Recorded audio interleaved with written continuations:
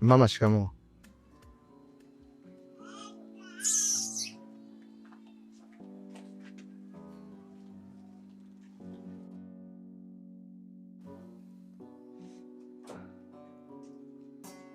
Kiulizo, unatakiwa kujitafakari sana.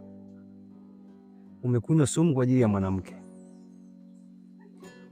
ambaye mamake hataki hata kuona. Unafikiri hata kama ungekufa sala ni kwao?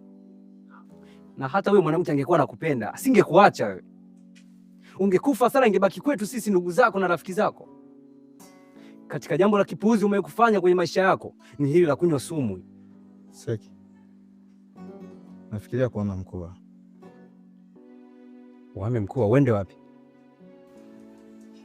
Arusha. Na ili iweje sasa? Nashindwa kujizuia kila nikiona sehemu nilizokuwa nikikaa na Chie. Familia yake, marafiki zake, kumbukumbu zake bado zinabaki kunitesa katika moyo wangu. Hivi unadhani watu wananiangaliaje mtaani? Kaa kimya wewe. Kiulizo, unatakiwa kukaa kama mpambanaji, na sio kukaa kufikiria mambo yaliyopita. Sasa itakuwaje? Si ni upuuzi huo?